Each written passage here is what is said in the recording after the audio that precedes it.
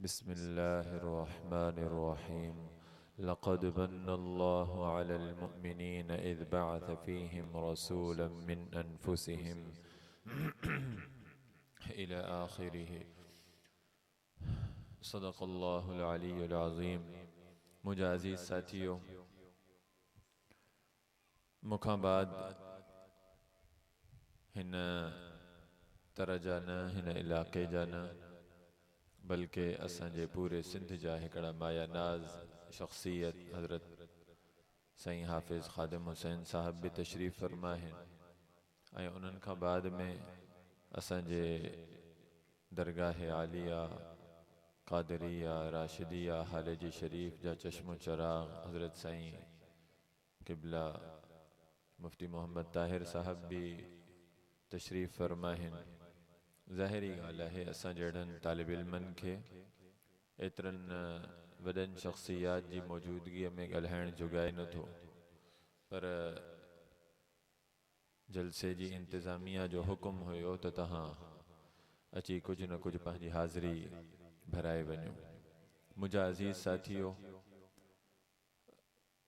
एतिरो परे खां ख़ैरपुर शहर खां हिते अचण जो ऐं असांखे उतां हिन रात में छिके खणी अचण जो सबबु सिर्फ़ हिकिड़ी शइ ठही आहे। न त शायदि असां एतिरो पंधु न कयूं हा, ऐं उहो सिर्फ़ ऐं सिर्फ़ इहा शइ आहे त जंहिं इलाक़े में अव्हां रहो था, असांखे ख़बर आहे त उन इलाक़े में कुझु शैतान सिफ़त, कुझु फ़िरऔन सिफ़त इंसान भी रहन था। उहे इंसान जंहिं इंसानन के इंसानियत जे अज़ीम तरीन मुहसिन सां दुश्मनी ते उन्हनि खे उकसायो वियो आहे। रसूलुल्लाह सल्लल्लाहु अलैहि वालिहि वसल्लम पूरी कायनात जे लाइ असां उन्हनि खे चवंदा हूं नबी साईं सल्लल्लाहु अलैहि वालिहि वसल्लम खे त नबी साईं वजह कायनात आहिनि, यानी कायनात जे ज़र्रे ज़र्रे जी पैदाइश जी वजह नबी करीम सल्लल्लाहु अलैहि वालिहि वसल्लम आहे। अगर कोई बदबख्त उथी करे ऐं नबी करीम सल्लल्लाहु अलैहि वालिहि वसल्लम जे एज़ाज़ में हथ विझे थो, अगर कोई शख्स इंसान नुमा कोई शैतान उथी करे अल्लाह जे इन महबूब तरीन हस्तीअ जे इन एज़ाज़ में हथ विझे थो, ख़त्म नबूवत जे एज़ाज़ में, त उन खां वधीक किरियल इंसान कहिड़ो थी सघंदो। त असांखे ख़बर पई त हिते कुझु अहिड़ा इंसान रहनि था। असांजो दिलि ॾुखियो ऐं हर सीने में दिलि रखण वारे इंसान जो दिलि ॾुखंदो, पर पोइ जॾहिं इहा ख़बर पई त न लिकुल्लि फ़िरऔन मूसा, हर फ़िरऔन जे लाइ अल्लाह तबारक व तआला मूसा जो बंदोबस्त करे रखियो आहे। पोइ जॾहिं असांखे इहा ख़बर पई त न करूंडी थी वियो या हे इलाक़ो थी वियो, हिन इलाक़े में अल्लाह तबारक व तआला इन बदबख्तन जे लाइ हेड़ा मर्द मुजाहिद पैदा करे रखिया आहिनि।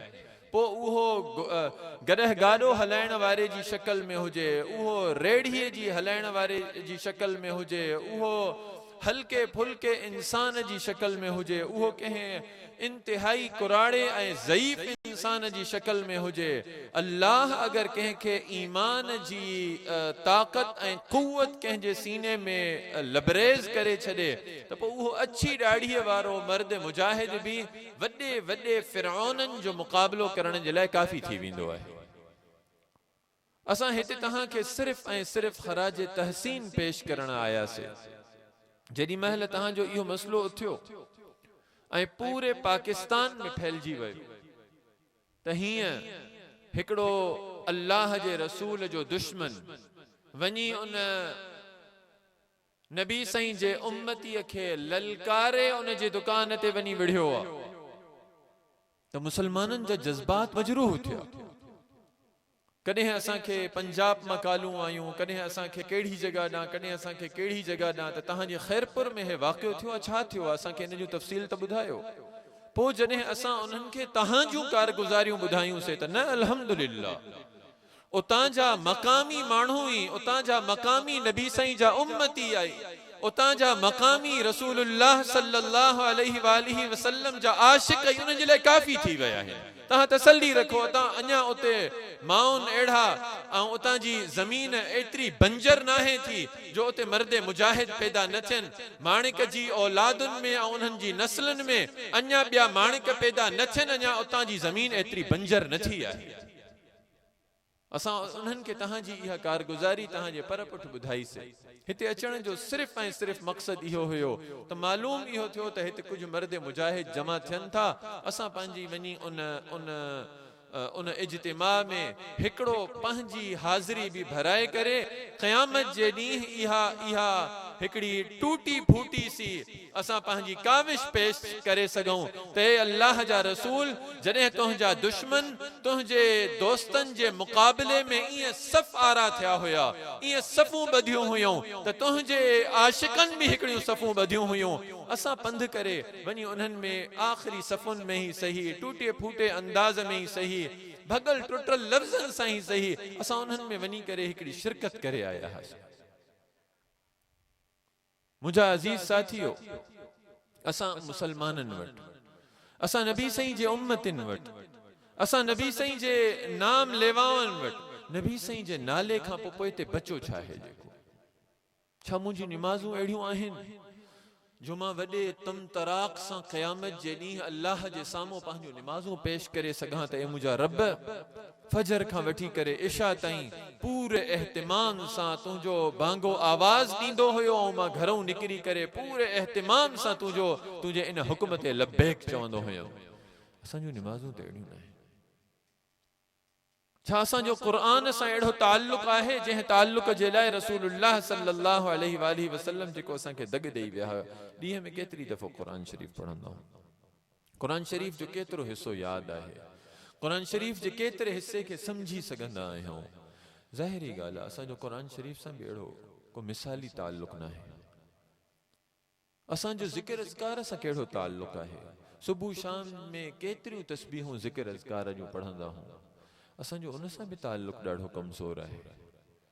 वञी बचो आख़िर में रसूलुल्लाह सल्लल्लाहु अलैहि वालिहि वसल्लम सां इहो इश्क़ मोहब्बत जो ताल्लुक़।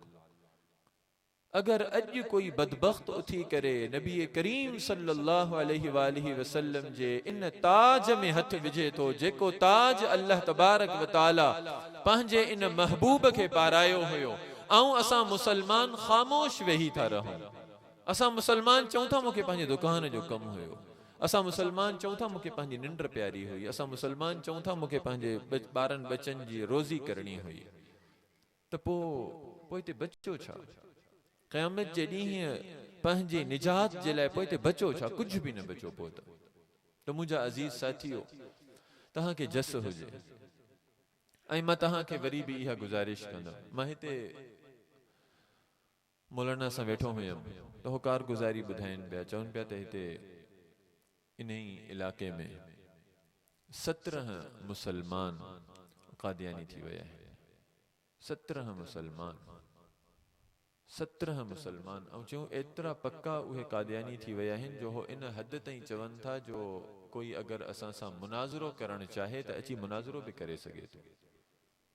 मुंहिंजा अज़ीज़ो, हितां तव्हां मां कोई हिकिड़ो शख़्स उथी बीहे ऐं इहो ऐलान करे हिननि सभिनीनि जे विच में, सिर्फ़ इहो ऐलान करे मुंहिंजो बच्चो गुम थी वियो आहे, मूंखे ॿुधायो तव्हां मां केतिरा साथी उथी बीहंदा त हल असां तूं सां गॾु हलूं था, तुंहिंजो बच्चो ॻोल्हे करे जेसिताईं तुंहिंजे हवाले न कंदासीं तेसिताईं असां अॼु राति पंहिंजे घरनि में न वेंदासीं।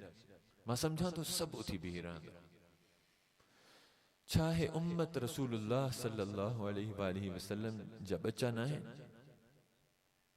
छा आहे उम्मत रसूलुल्लाह सल्लल्लाहु अलैहि वालिहि वसल्लम खां कटिजी करे नबी साईं सां पंहिंजो रिश्तो ऐं नातो ट्रोड़े करे मिर्ज़ा मलऊन सां पंहिंजो कादियानी मलऊन सां लानतीअ सां अगर पंहिंजो रिश्तो ऐं नातो जोड़े थी, छा इहो नबी साईं जो बच्चो नबी साईं खां गुम न थी वियो आहे?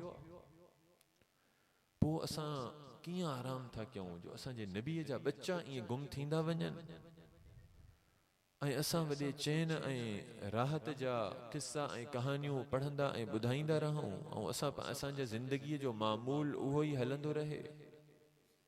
कीअं थी थो सघे? पोइ असांजी नबी साईं सां वफ़ा काॾे वई? पोइ असांजो नबी साईं सां इश्क़ ऐं मुहब्बत काॾे वियो? पोइ क़यामत जे ॾींहुं जॾहिं नबी साईं जे अलावा असांजो कोई आसरो ई न हूंदो, पोइ नबी साईं जी तरफ़ कंहिं मुंहं सां वेंदासीं त या रसूल अल्लाह, असां तव्हांजा उम्मती आहियूं, असां तव्हां सां वफ़ा करे आया हुआसीं। नबी साईं चवंदा मुंहिंजा बच्चा तव्हांजे ज़िले में, तव्हांजे एरिया में, तव्हांजे तालके में, तव्हांजे ॻोठ जे क़रीब मुंहिंजा बच्चा ईअं गुम थींदा रहिया मूंखां। मुंहिंजा बच्चा, मुंहिंजा उम्मती, जंहिंजे लाइ जेसिताईं मां तव्हांजे विच में हुयमि, मूंखे तलवारूं बि खणणियूं पयूं त मां तलवारूं बि खणी छॾियमि, हालांकि मां रहमतुल लिल आलमीन हुयमि। मूंखे जंगूं विड़णियूं पयूं, मां सिर्फ़ मदीना मुनव्वरा में 12 सालनि जी 10 सालनि जे दौरानीअ में मां 27 जंगूं इन बच्चनि जे करे पाण विड़ियूं आहिनि वञी। मां बदर जो मैदान पाण सजायो आहे हिन बच्चनि जे ईमान जी हिफ़ाज़त जे लाइ।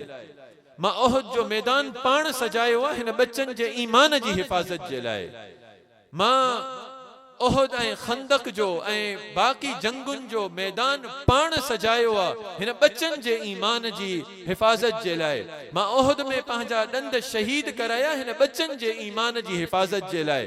मां ताइफ में पंहिंजे पूरे वजूद खे लहू लुहान करायो ओबाश नौजवाननि जे पत्थरनि जे करे हिन बच्चनि जे ईमान जी हिफ़ाज़त जे लाइ। पर जॾहिं मां हिन दुनिया मां पर्दो करे वयमि, मां पोयां तव्हांखे उम्मत हवाले करे वियो हुउमि। मां पोयां ईमान जी हिफ़ाज़त जो ज़िम्मो तव्हांजे कुल्हनि ते रखी वियो हुयुमि। पोइ मुंहिंजी उम्मत ईअं कटिजी कटिजी मुंहिंजे गद्दारनि जी तरफ़ वेंदी रही। पोइ तव्हां छा कयो? पोइ तव्हां छा कयो? हाणे मूं ॾे आया हो त असांखे जन्नत जी असांजे लाइ सिफ़ारिश कर, त मुंहिंजा अज़ीज़ साथियो, मां तव्हां साथियुनि खे इहा गुज़ारिश कंदुमि त अञा पोइते कमु घणो पियो आहे। तव्हां जेको कमु कयो आहे उन में तव्हांखे सलाम आहे, उन में सॼो सिंध तव्हांखे सलाम थो करे, सॼो ख़ैरपुर तव्हांखे सलाम थो करे। असां जाथे जाथे उथूं वेहूं था उते तव्हांजी इन मुजाहिदाना रविश जा तज़किरा था हलनि। पर अञा कमु ॿियो पियो आहे, अञा इन शइ जी ज़रूरत आहे त तव्हां ख़त्म नबूवत जे मुबल्लिगीन खे ॻोठ ॻोठ हिते वठी वञी करे उन्हनि खे ॿुधायो त बाबा ख़त्म नबूवत जो मसलो त वॾो असांजे नाज़ुक ऐं ईमान जो मसलो आहे। असांजी दुनिया असां खां हली वञे, असांजो कारोबार असां खां हलियो वञे, असांजा बच्चा असां खां हलिया वञनि, ख़त्म नबूवत जे मसले ते असां कोई कंप्रोमाइज़ करण जे लाइ तयार न आहियूं। ऐं हिन तव्हांजी मौजूदगीअ में हिन स्टेज तां असांखे ख़बर पई आहे त हितां जा कुझु वॾेरा जंहिंजो ताल्लुक़ हिकिड़ी सियासी जमात सां आहे, इहा उहा सियासी जमात आहे जंहिं सियासी जमात जे लीडर यानी ज़ुल्फ़कार अली भुट्टो इन्ही ख़त्म नबूवत जे कानून ते दस्तखत जी पादाश में पंहिंजे पाण खे तख़्ते दार ताईं वञी पुॼायईं, फांसीअ जे फंदे ताईं वञी पुॼायईं।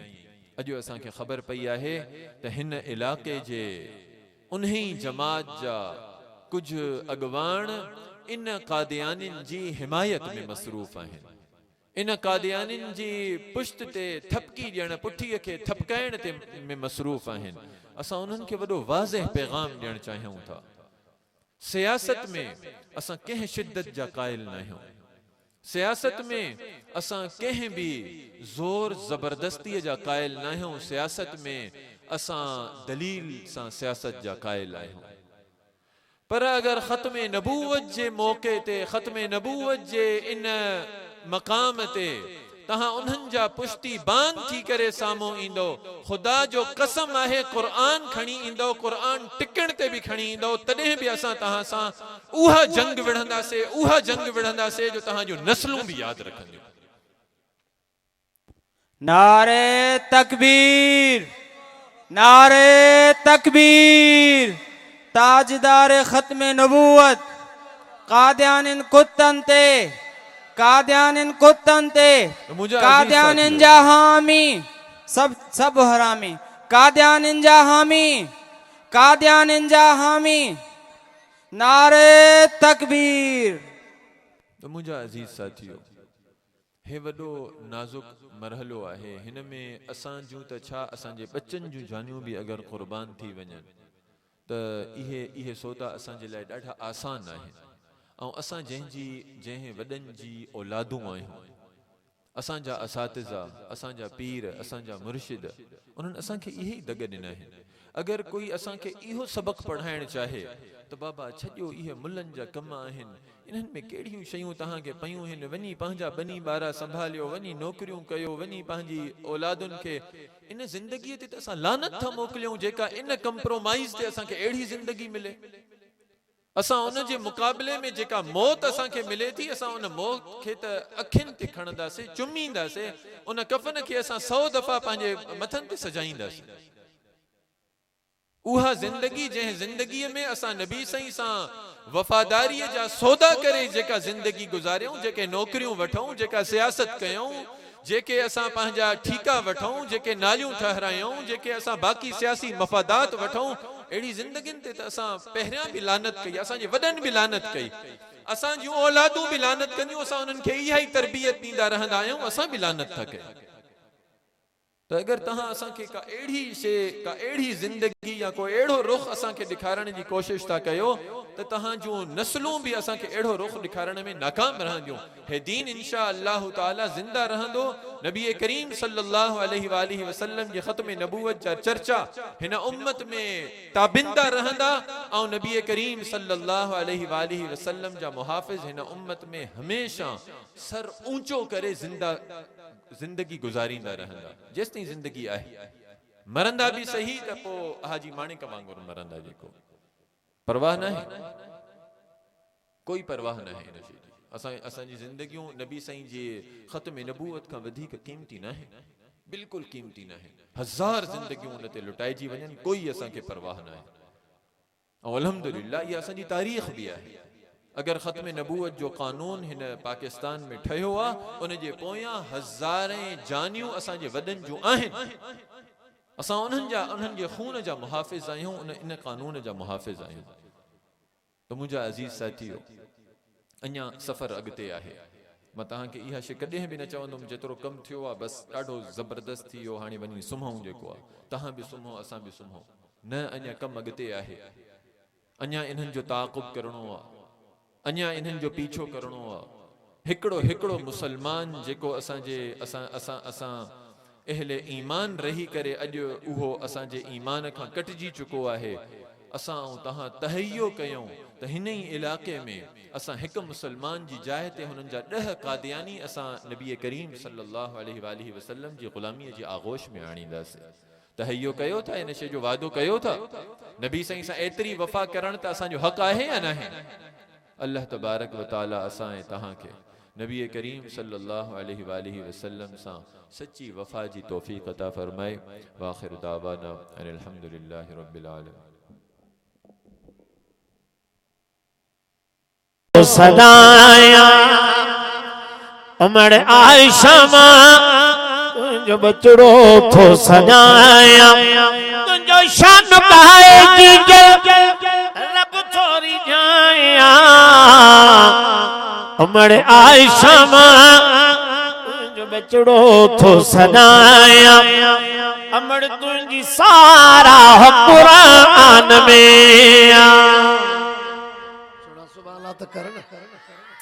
अमर तुझी सारा कुरान